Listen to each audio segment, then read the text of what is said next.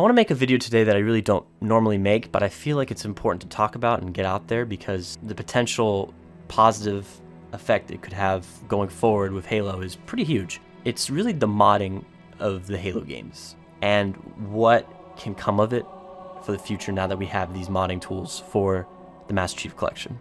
So if you don't know, last week we had a Halo modding community showcase where tons of community projects from the Halo community came forth and either presented for the first time and revealed their projects, or maybe just provided an update for their existing projects. And one of those projects was Halo Reborn. And Halo Reborn is just something that is completely different than what has come before for the Halo modding community. It's going to be a mod that is going to take the story of Halo 1 through 3 and present it in a visual consistency all in the Halo 3 engine. But the biggest selling point of this is the quality of this mod and the graphics and the visual fidelity. I mean, it's just outstanding. This is all running in the Halo 3 engine, and what the preview had shown, and I had hoped that many people take away from, is the possibility of these tools. What you're seeing is something that could potentially look like it came out this year, maybe a couple of years ago. It's visually representing this modern era of graphics, all in an engine for a game that came out in 2007. Obviously, this engine has had updates and shaders and lighting adjustments for the Halo Master Chief Collection, but still, it is still tech from that time, and what they're able to do in this video is just outstanding. And I think what we could see going forward is more projects trying to capture this achievement, and for me, that is just amazing to see, because it proves the fact that a modern Halo experience can still be made using the old engines. If you don't really know, Halo has editing kits that they were using to make the games. Obviously, they had the code base to work with and a bunch of other number tools, but really what we're given as the community members from 343 Industries is an editing package where we can make our own campaigns, our own multiplayer maps. If it has Firefight, we can make our own Firefight maps, all inside the respective engine of the respective toolkit. So you have the Halo 1 toolkit for Halo 1, Halo 2 for Halo 2, Halo 3, etc. Within the last year, we had finally received an editing kit for Halo 3. Halo 1 and 2 have had editing kits for a number of years for their PC releases. Halo 3, for the first time, had finally been accessible to the Halo PC modders. And the content has come out of that over the past year has been amazing. And Halo Reborn is kind of the example of that.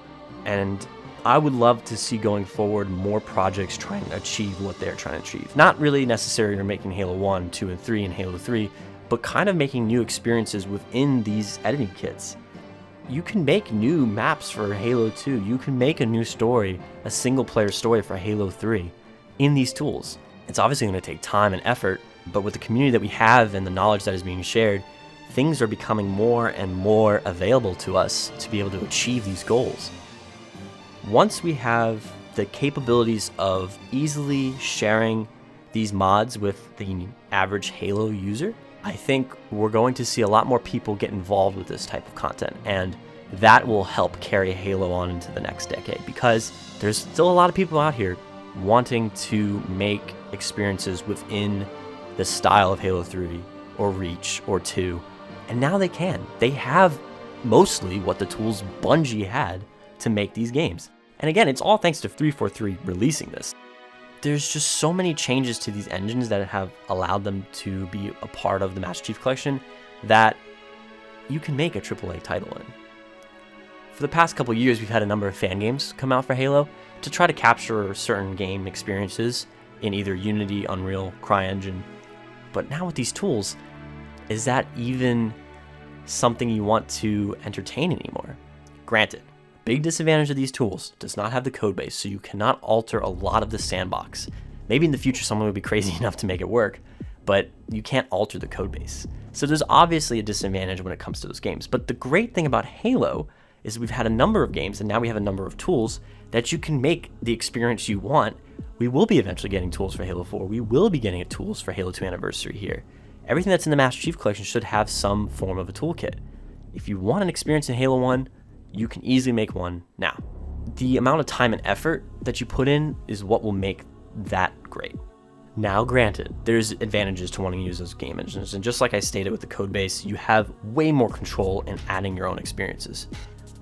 But when you have the networking down for you, when you have a lot of the gameplay functions made for you, when you can just load the game editor and spawn in a player and run around and shoot guns, you've already got a great test bench. Let your mind run wild.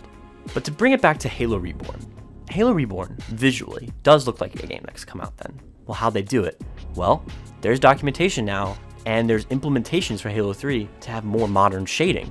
And the team behind it has done extensive research on how to take modern assets made with modern pipelines and bring it to Halo 3, but also to make it look like it belongs in another engine. Those resources that they have access to keep growing. I don't want to toot my own horn here, but I did write a guide for transferring modern assets into Halo 3. It's not in depth of what a lot of what they're doing, but it's a great jumping point for someone who is used to a modern engine and a modern rendering pipeline to be like, okay, this is the steps I need to take to bring this to Halo. And 10 years ago, we did not have the user-generated content community that we have now. There's more people messing around with Source Filmmaker. There's more people now than ever messing around with Blender and Halo assets. More people have become creative, and that really probably has more to do with the fact that there's more resources available to learn tools, but there's also tools that are out there easily accessible for people to dive into. I see that happening with using the Halo engines and the toolkits 5 years from now. We have so much accessible to us as the end user to what we can make and what we can implement, because this kind of really is a big game changer. We had the potential to make our own Halo experiences for the community with the existing tools, so you don't lose that feel of Halo, but you still are able to make something new that other people would be interested in playing. Obviously, the biggest roadblock we have for that right now is the fact that the tools are not finished in releasing. We still are waiting for Halo 4 and Halo 2 Anniversary. Those tools, once they are done, 343 is then going to start working and hopefully continue to work on implementing Steam Workshop support. It allows games that are on Steam to have user-generated content be easily shared. This is going to be the turning point.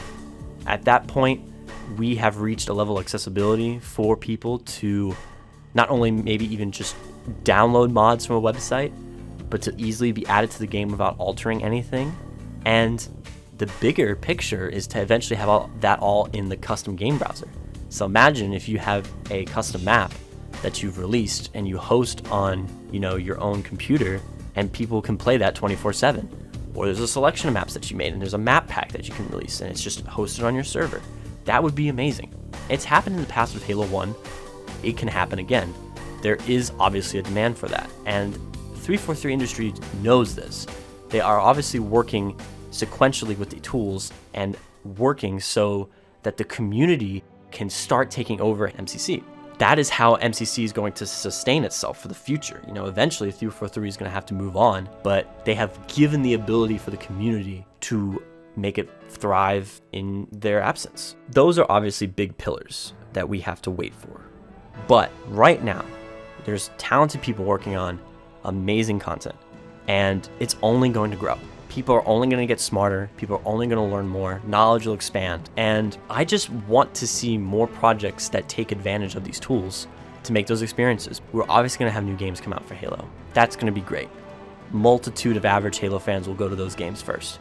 But if you can make an engaging enough story or an engaging multiplayer experience that looks brand new to the average user, you'll have people, especially if it's free, if it's for a game they already own, and if it's easily accessible.